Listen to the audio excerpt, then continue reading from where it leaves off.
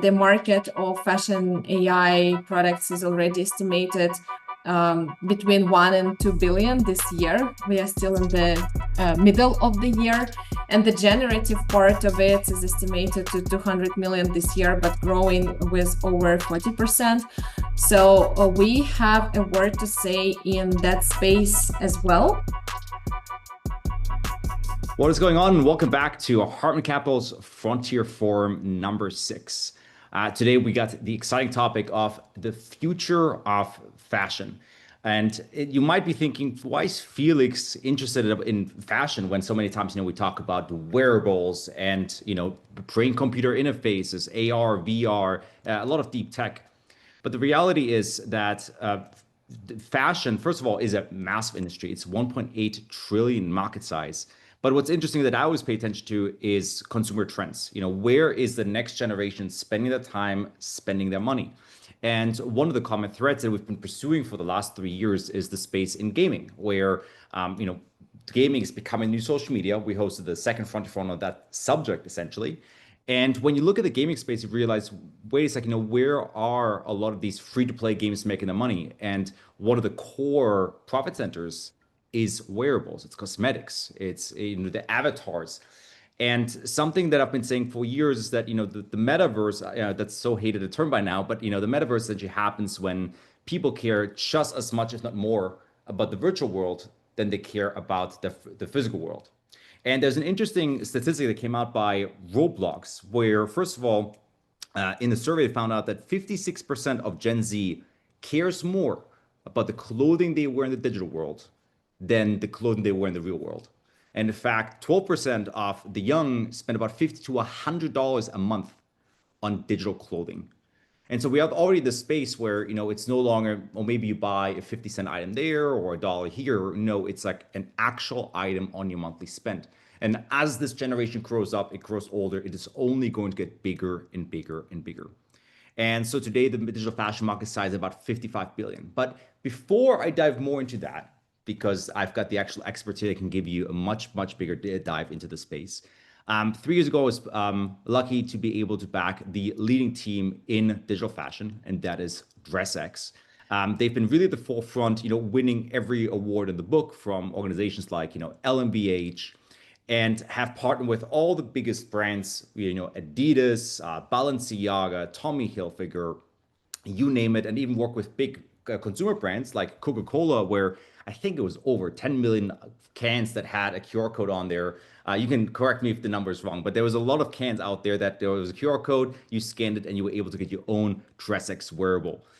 So the team has really been on all fronts: consumer, fashion, tech, partnering with platforms like Meta or Roblox, Snapchat, and they've done an incredible job of becoming the de facto leader in digital fashion.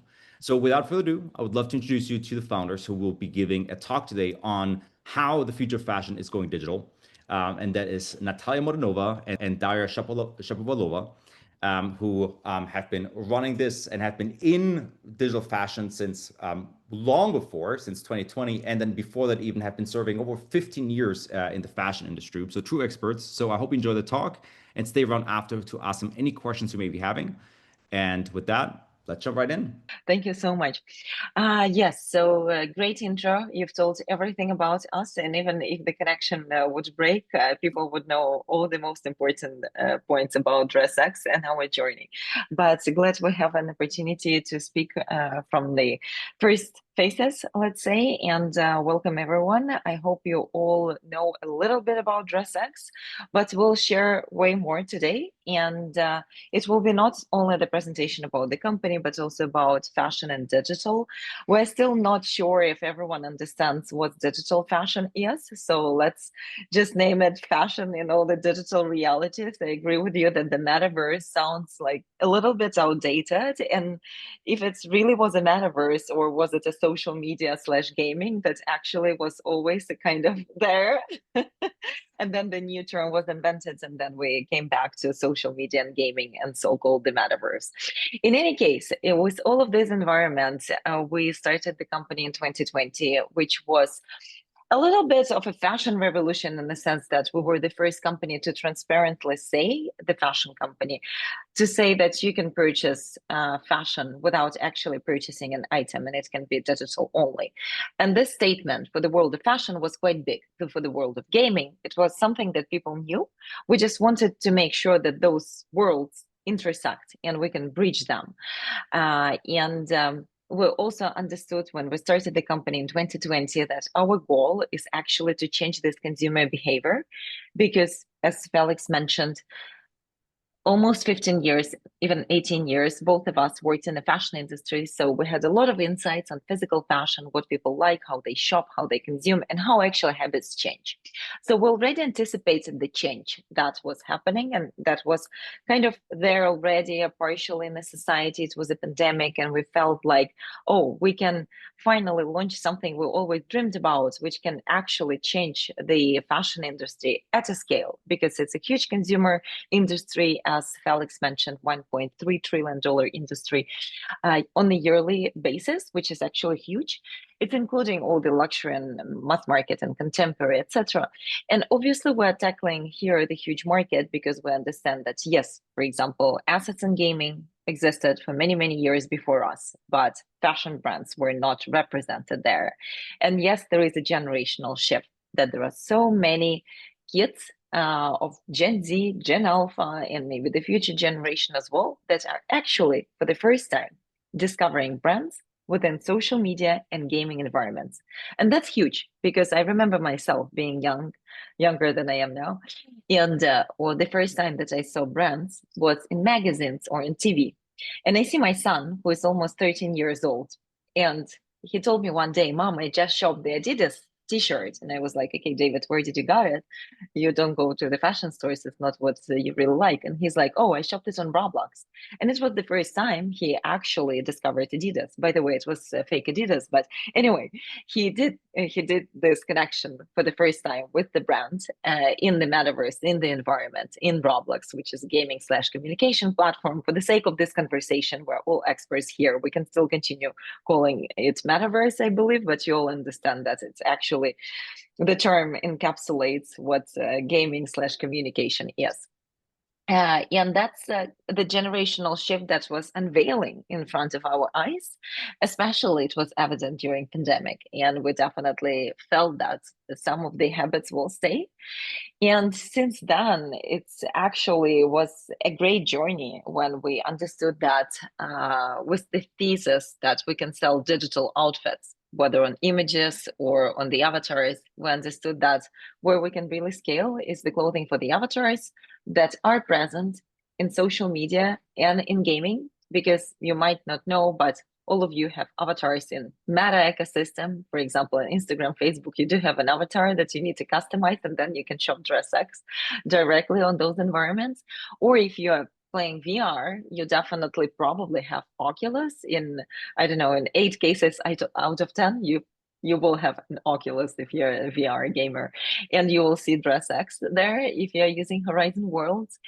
And there are plenty of places where you can now discover DRESSX for the avatars. And that's exactly where we found the growth now, but we're still working on various hypotheses, because we still think that with all the advancements in the Gen AI space, in AI space, there are so many other opportunities for the fashion and digital realm, for the B2C and for the B2B.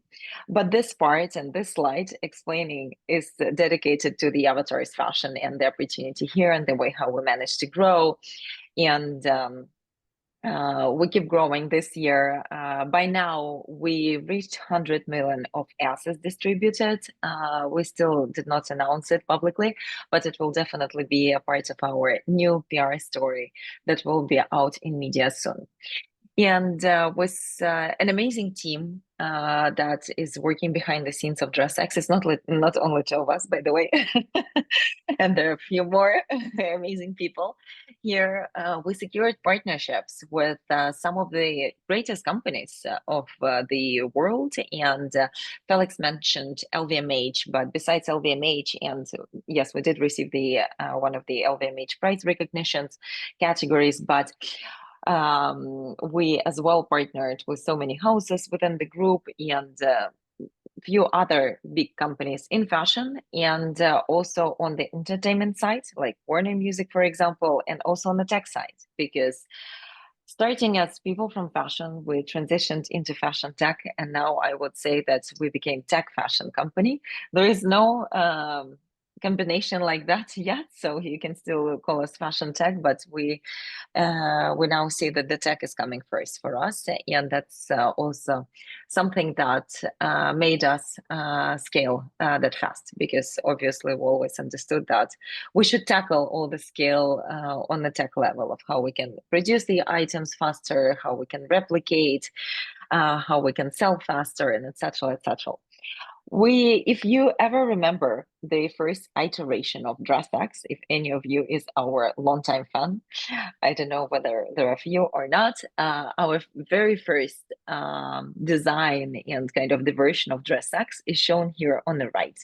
And that's when we encouraged our very first users to upload their images to select the dress, and we applied the dress on the images.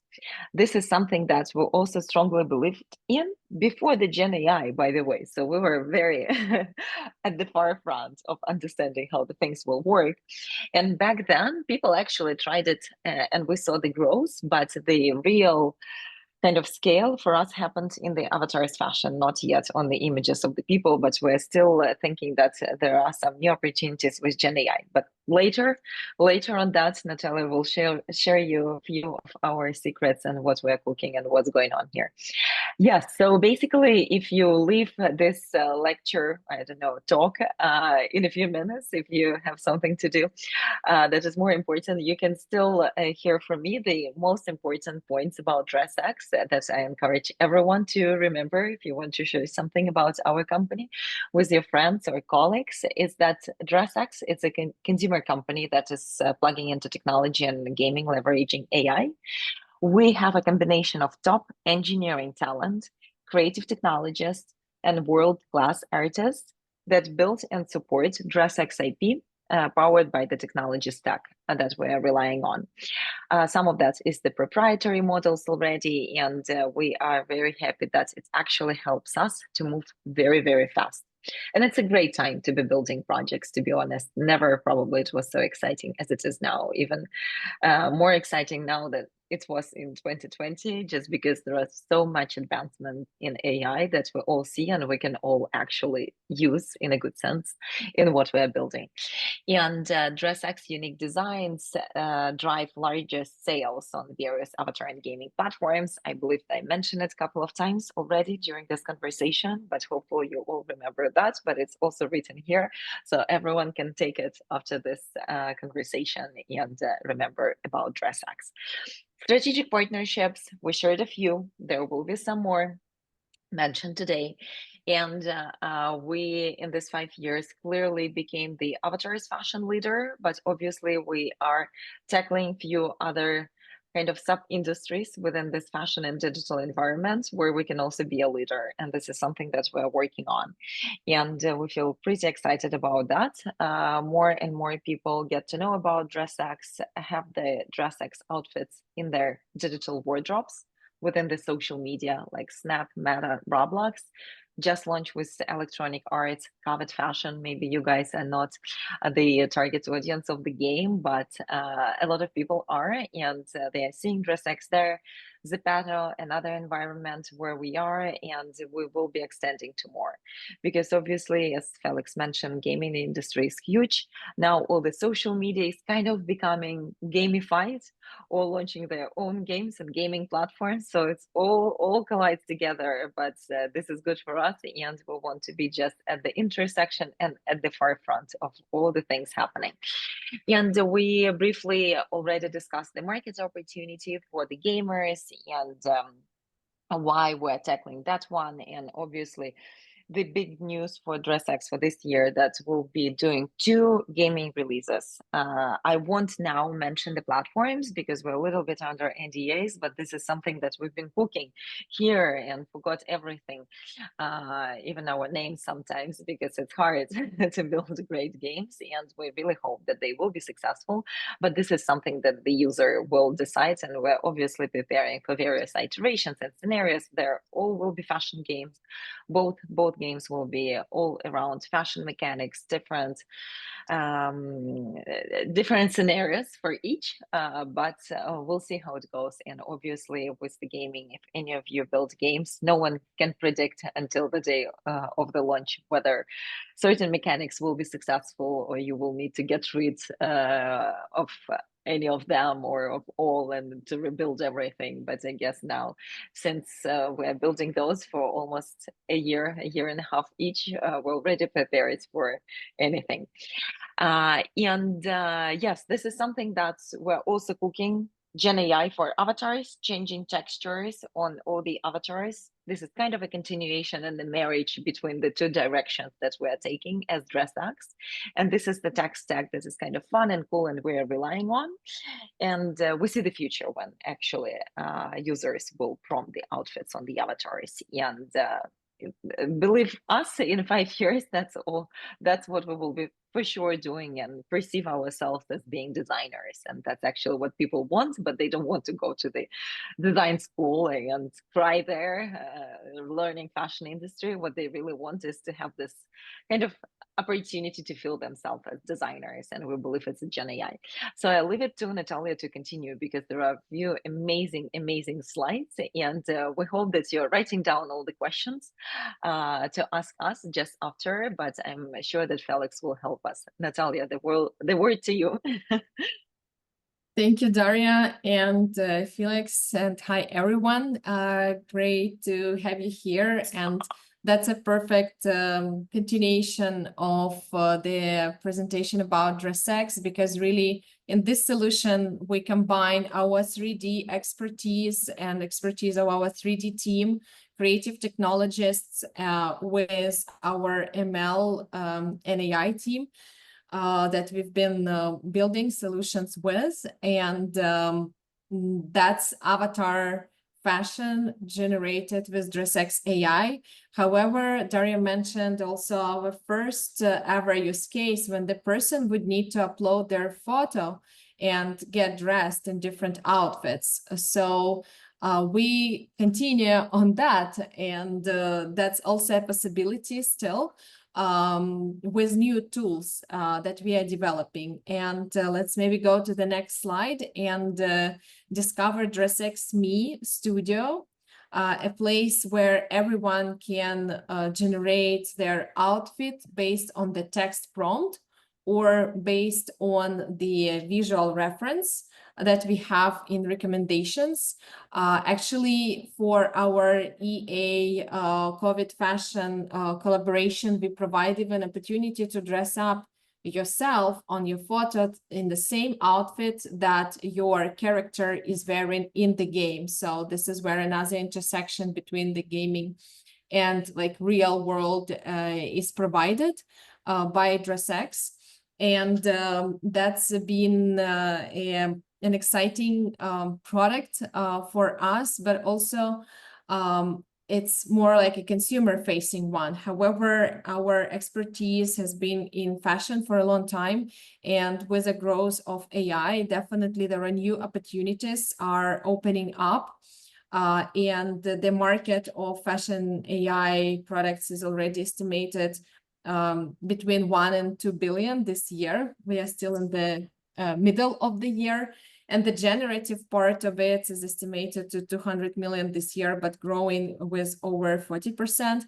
So we have a word to say in that space as well. And here are some of the examples of kind of creative marketing approach to what fashion can be. And on the next one, we also present our AI stylist, which has a lot of different applications. And that's just one of them. that we help people find what they would like to wear, because there was a lot of notion about over saturated market, that how much clothes is produced, what is sustainable, what is not. From day one, sustainability has been an important part for every product and every solution that we've been building. And with our AI stylist, we provide an opportunity to discover fashion in different way and to experience fashion in different way. In our first days of DRESSX, there was a lot of questions that where do I actually buy this item? I really like what it looks on me, this digital look. And with AI stylist, we provide an opportunity to actually get that in a physical format if someone wants it and desires. So everything starts from the person of our character, of our client, and then with their image, with their picture, with their likeness, either exact image of the user or AI enhanced avatar of the user, we provide an opportunity to try on and wear different clothes. And let's take a look at the next slide. I think it should be with sound. Let's see. Okay. It's not, but it's fine. It's pretty self-explanatory. Basically, our character here is looking for something new to wear and how to discover fashion, and not just see the items or models that are presenting those items, but imagine what it would look like on her or on him, because it's obviously works both for men and women and kids. So that's a very universal solution and the tool. And right now we are in a beta testing for DRESSX Me Shop, which will actually be providing this opportunity to buy physical clothes. From day one to today, we still have this question from the users, and happy to address that. And that's one of the applications of AI in fashion and in generative AI. And there are multiple factors of this growth and the demand. Of course, personalization is the first of them, and the demand and expectation of personalization is only growing, and especially with the growth and implementation of AI across different spheres of everyone's life, and definitely fashion is one of them. There are other applications of AI for fashion, like efficiency or creative process. We tackle that as well. So basically, AI Stylist is this universal tool. And to give you a bit more of a sum up of where we are now, combining the expertise and all the insights that we have from the traditional fashion industry, but also from avatar fashion, that provides us a unique 360 view on the trends and trend forecasting.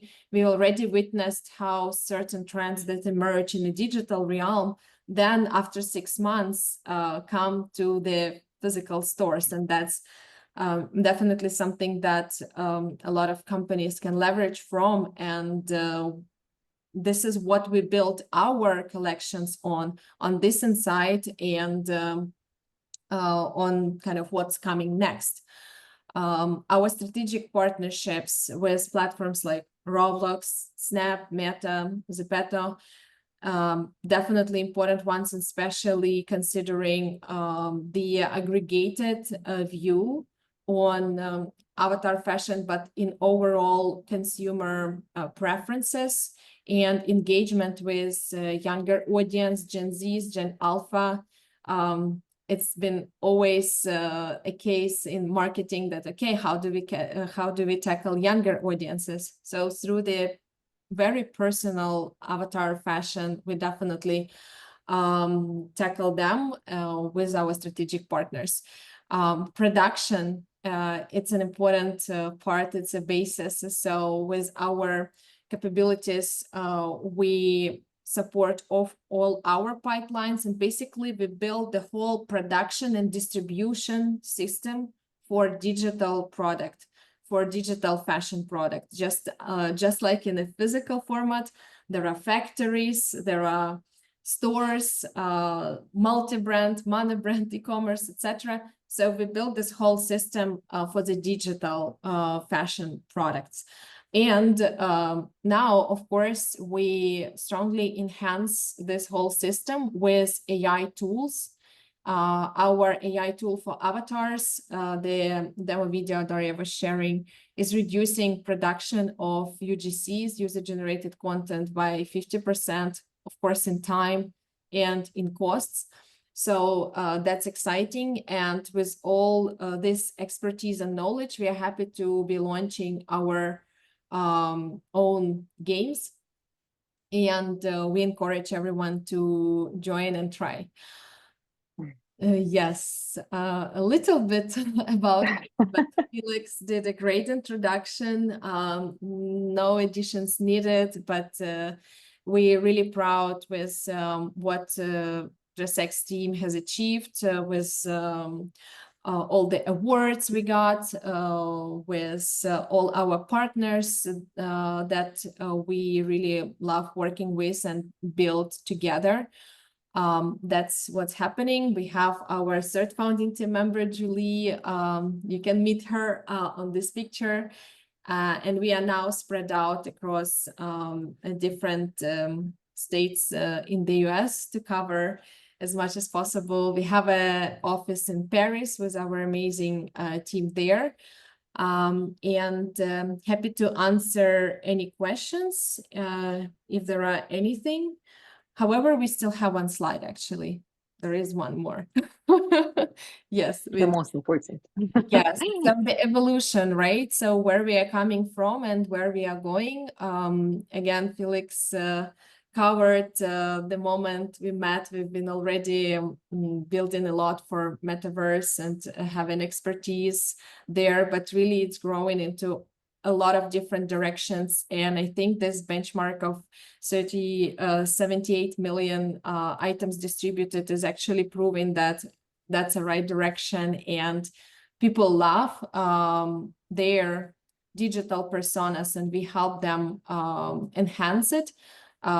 Strategic partnerships keep growing, and that's also another significant indicator from the market that that's a right place to continue developing. And our goal is to address billions of people. It's been our goal since day one. We communicated 1 billion.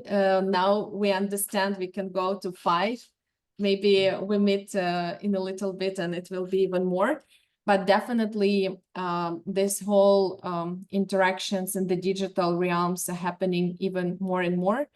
And that's why we will provide more native environments for that, to encourage people to discover their digital fashion personas.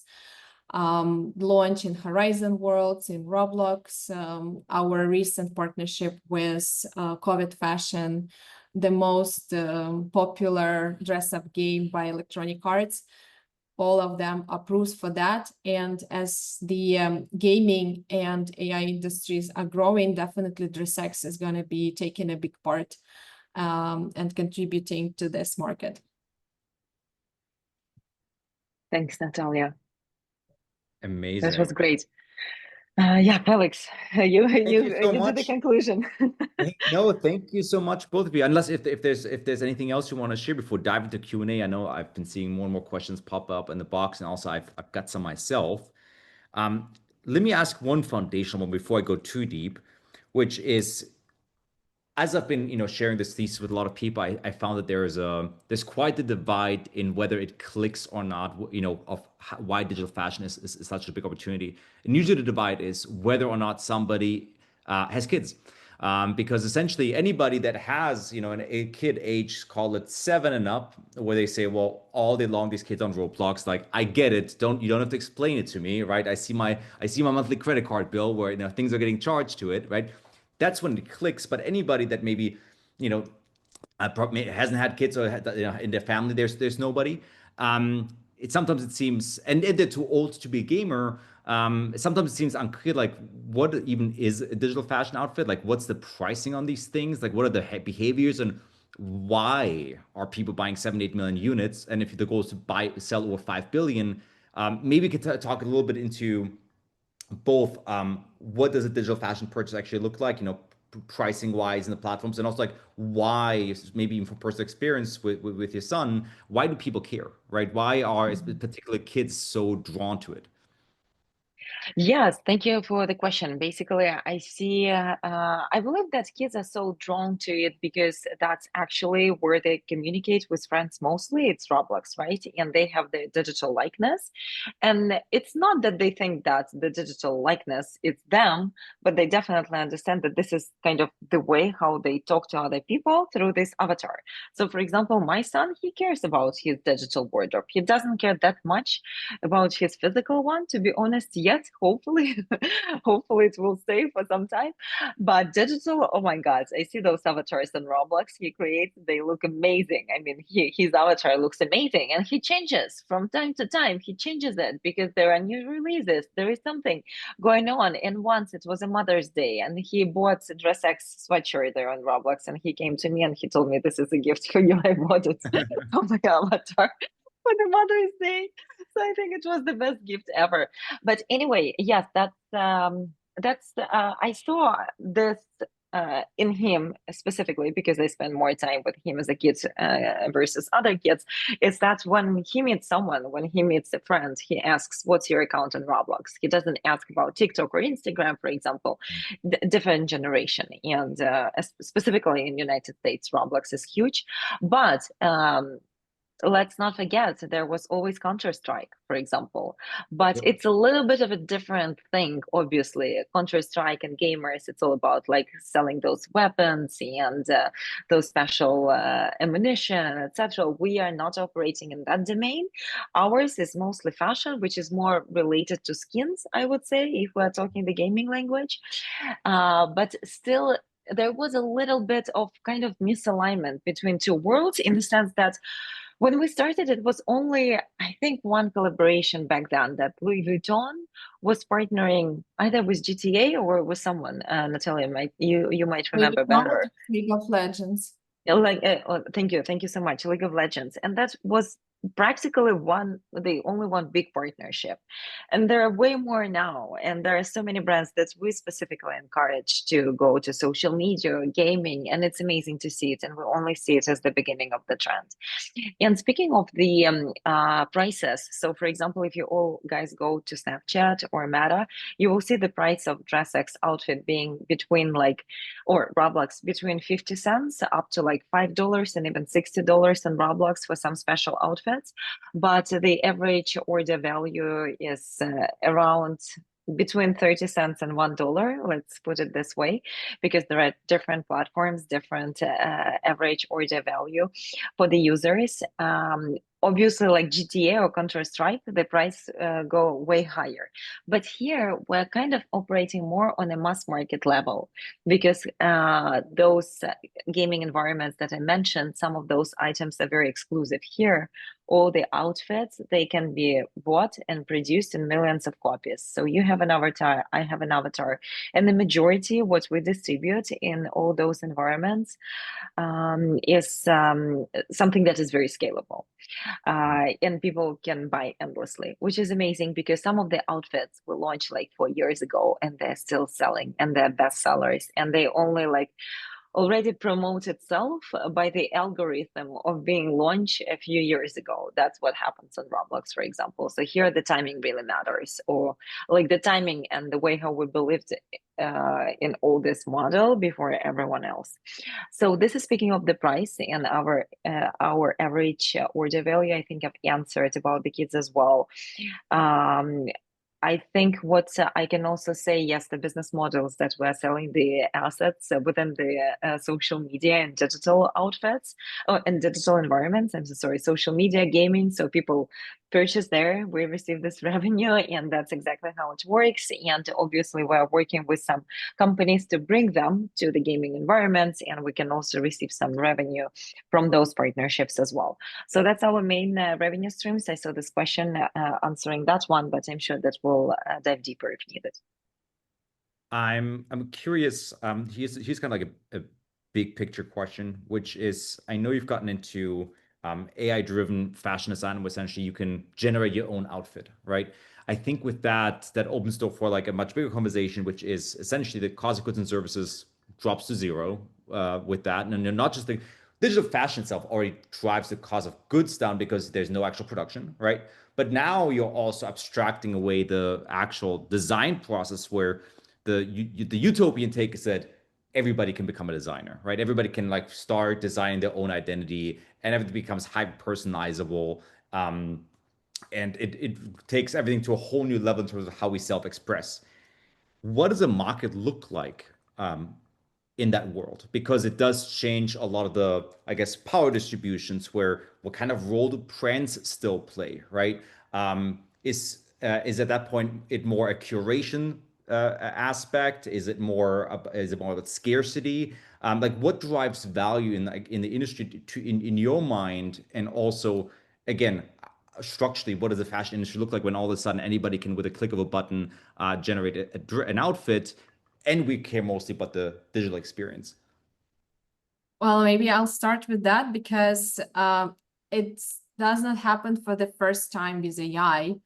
Like 3-4 years ago, when the democratization of 3D tools happened, it was similar situation with, oh, everyone is now a designer. With the 3D, you can create the item, and we can look at Roblox, what's going on there. Everyone can be a designer there. There is so much like UGC items and really loved by a community, etc. So it comes in waves.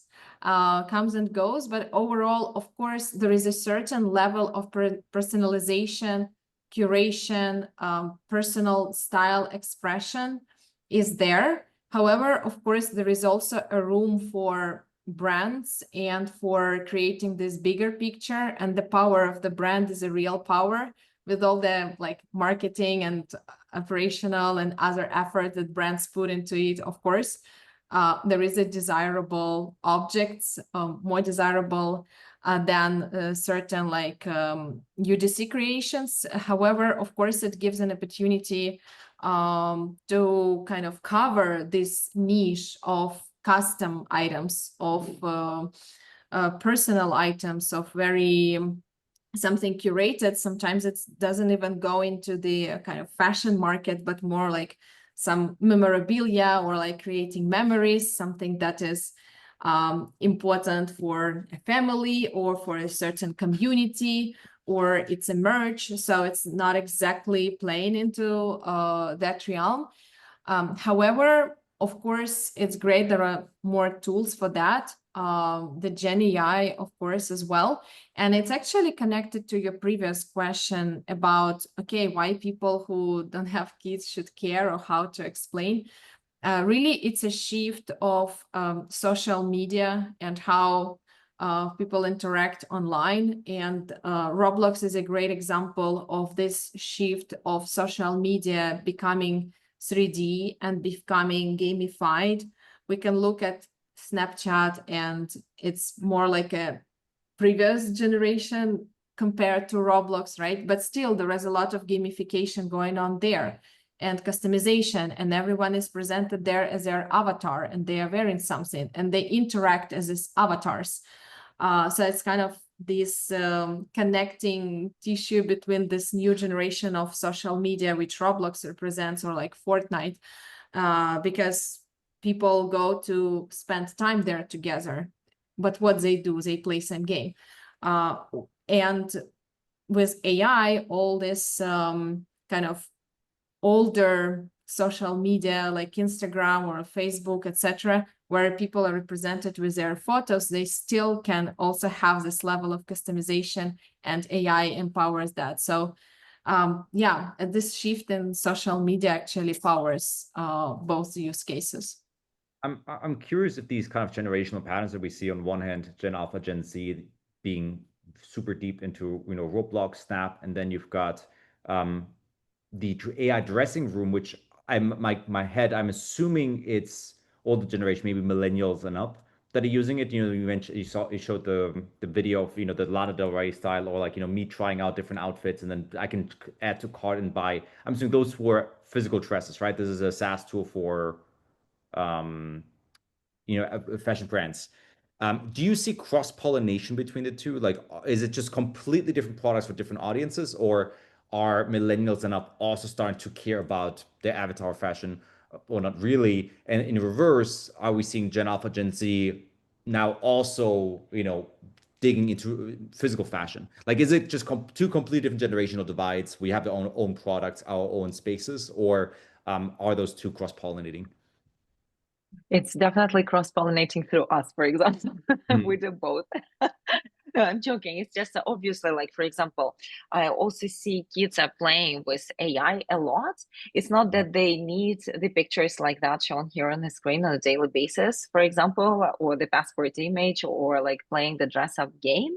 They're more into avatars fashion, for example. But when we are building the games with the avatars, we also understand that some of those users can actually play with the Gen AI. So even given this partnership with Covet Fashion, players, users of Covet were able to dress the outfits within the game on mobile. This is one of the biggest mobile dress up games.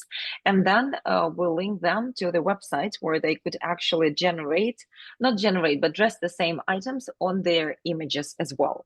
Because Covet Fashion is like with dolls slash avatars, let's call it 2D avatars. And then we took it into the level of, okay, do you want to actually wear the same, pretty much the same outfit on the image? So we are trying, obviously, to merge the worlds as well. I think they eventually will collide. Answering your question, obviously, if you're taking the kid of like 8 to 15 who are playing Roblox, no, 15 is not a kid anymore. 10, like let's say 8 to 12. If my son would hear me now that he's a kid, he would kill me. And yes, so for them, I think avatars is the priority, right? But obviously, we see that, yes, millennials also play games. Yes, a lot of actually female after 30 are playing VR because they actually want to be in a certain environment where no one distracts them, especially if they're young moms. So for them, it's an opportunity actually to disconnect from their reality and to connect to something like to see their friends in the VR. So this is another pattern, but they also can use Gen AI. So a little bit of a broad answer to the question, but it's just like we are looking at something that is still being unveiled now. We can actually even develop what is happening and influence it a little bit, but still very user driven. So we obviously can suggest something like we did with Covet Fashion, like, look, guys, this is what you can also do. Whether the users will buy into that in millions, will still are trying to navigate and understand and do a lot of A/B tests. Yeah. No, that makes a lot of sense. I found one question I think is an interesting thing we haven't really touched on. Earlier, you mentioned the pricing model and like how you can scale fashion items with Roblox and like the low price point. Somebody asked, what does the future of ownership and reselling digital fashion look like? I know you originally you had the NFT space. Which of course, since 2022, the NFT space has faced quite the adversity, and it's not, I would call you've successfully like pivoted and expanded to cover worlds like Roblox, where the real consumer demand is. 4 years in from the whole NFT craze, 5 years in, how do you view reselling of digital fashion and ownership? Particularly when in the real world, fast fashion in general, at least it wears out, and over time, that means you have to replenish your wardrobe. Digital fashion items, they don't really wear out unless, I guess, it's pre-programmed. I'm curious how you think about resellability, ownership, and the fact that digital fashion never wears out, so it's always good, and it can kind of lead to supply inflation. I'm happy to address that one actually, because I've been thinking a lot of it and talking a lot of it. So first of all, about DRESSX part, when we were launching, we were checking, should we provide this opportunity right away? Or it's not necessarily. We interviewed a bunch of people and we were making decisions, should we launch on chain or not? And we launched off chain because we saw that that's something very interesting. However, the resale market is not going to be huge, at least at the start. And if we compare it, digital wearables market, and look at what's going on in the physical space, there is so much clothes has been produced. Yes, indeed, resale market is growing for the physical items. However, if we compare how much clothes has been produced and how much having of this like resale value, it's a fraction. And what is this fraction consist of? Mostly it's branded items. So what does it mean? That, of course, some items are being resold for its quality and it's still serves the need. But in a lot of the cases, it's because of its branded item. And it's kind of a licensing model going on there, because if I have this branded bag, I'm wearing it now, and then I resell it, and someone else is basically licensing this logo that they are wearing. So we can then translate this into the world of digital and see that for the majority of the items, there is no need for resale opportunity. However, for some of them, and that's a certain kind of market niche where the resale is an opportunity. And there is a market for that, and it would naturally make sense and economically make sense.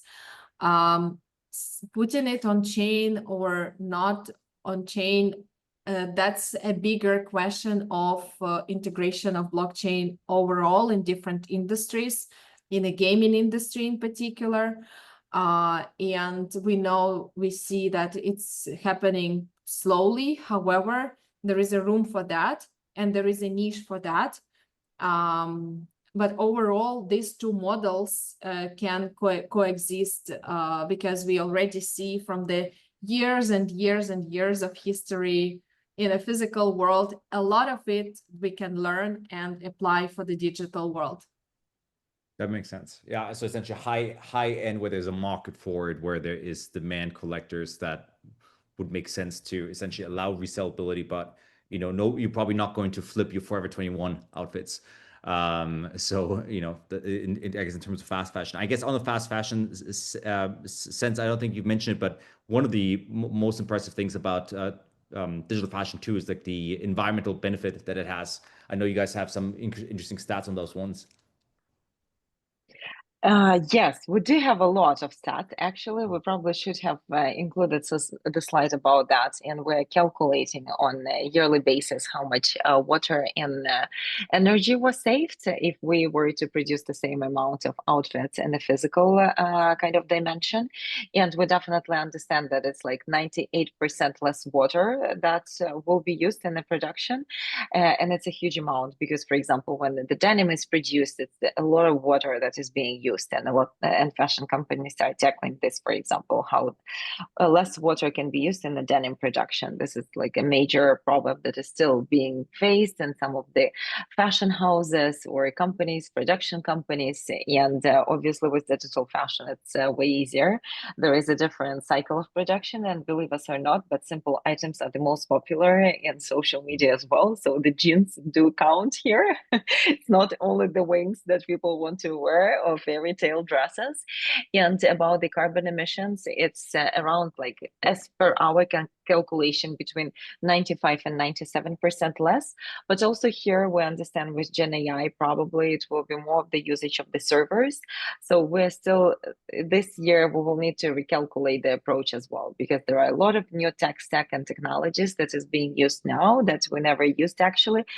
So this is something that is also kind of an ongoing conversation for us as well. But the important point, yes, we believe that overall, as a thesis, that there is a certain aha moment when you buy a new outfit.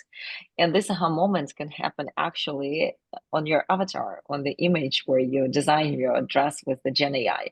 And not all aha moments should happen in physical life, in a sense, with the physical fashion. But we're still trying to understand whether it's fully that 100%, 98%, 50%. This is something that is also changing according to our studies and reviews. Obviously, not 100%. We still have the joy of seeing each other in real life, and we want to wear something when we see each other. But obviously, we'll be moving few of those intersections in the gaming, in the metaverse, in the social media more and more. And that's where all the digital fashion will be very handy. Amazing. We got time for maybe one more question. Before we do that, I just want to give a quick shout out to see some of our limited partners who were part of Fund One. So they're also directly invested with DRESSX. So I see Matt, good to have you, Tomek, Mohammed, Jonathan, Gabriel, Rajanish, Daniel, and Lauren. Thank you so much for being here. Tomek, I saw your message in the chat. He asked about, the revenue and how much capital you've consumed. I'm assuming this is something you probably don't want to discuss like live on the call, but happy to share that, more confidentially over email since he is a limited partner. Moving to the final question, somebody asked, how can you or other platforms help smaller designers compete with big brands? Going to the democratization, I think it's incredible the amount of big brands you've worked with, but I know this is something that has been happening across virtually every industry, that we're going towards the creator economy. So maybe you can tap a little bit more into that. Natalia, probably go. I'm happy to cover because really, as mentioned, it's a democratization of entering the space. So with digital tools like 3D or AI, the bar is lower in terms of entrance, in terms of possibility to share your creativity. But then again, parallel with social media, everyone can become a media or like influencer. But once you become, everyone else can do too. So first of all, there is a competition between the like emerging designers in order to compete with the bigger designers as well. But I think it's important to understand really the message you are bringing and where your authenticity is coming from, and also who you are creating for. Because a lot of the trends come from the kind of subcultures or like sub-trends, and really addressing those would be a good strategy in competing with the big brands, because every individual creator would be more flexible. Of course, the resources of the brands are so much bigger, but it's less flexibility, and being able to address what is really, really relevant to the audience right now. I would say that would be a good approach. And is it something that you guys can empower through? I know you have your own website, your own marketplace, or how does DRESSX kind of become the, I guess, the central concentration point to capture that community? Yeah, for the start, we've provided the whole platform for the designers to become a digital fashion designer. This profession emerged. We're happy to see the progress of a lot of those people becoming big people in different brands, or developing their business into kind of separate teams and building teams around their namesake brand. Right now, I would say with AI, it's even more accessible. So really, we do not put together any website where you can see all the AI items that's been created. We do have our Discord community, which is very vibrant, and where everyone is sharing their creations, find collaborators, and find their audience. So that's how it's arranged right now. Got it. That's amazing. Anything else you want to share before we close out today's session? Where can people? DRESSXme.com. Go there and generate few outfits or purchase DRESSX on Snap, Meta, or Roblox, whatever the preference is for you, where you store your avatar. We'll appreciate the help on driving our revenue forward. So you will actually share it with your LPs after. I'll make sure I'll share the link with our promotion because this will go out on YouTube and social media afterwards. So I Oh, appreciate you wow. so That's much cool. taking time to join us and answering all these questions. It's been an honor, pleasure, like backing you guys. You've done incredible, scaling from the I think 200,000 units you sold and distributed back in like 2023 to what it is now. It's just been amazing watching you go from month to month, year to year, always hitting your strides. So really excited to see what the future holds, hitting the 5 billion units by 2030. So good luck, and we're always here to support. Thank you so much, Felix. It's been a pleasure working with you and your fund. You guys doing an amazing job and also motivating us a lot. Awesome. Thank you so much. Have a wonderful Thank rest of your Thank week. you. And I'll see you guys, everybody, on the next session, which will be in 2 weeks from now, where we'll discuss VR and free-to-play gaming, how essentially virtual reality gaming is going social, essentially the next Roblox being now in MetaQuest. So I'll see you next time. Thank you so much. Take care. Thank you so you. much.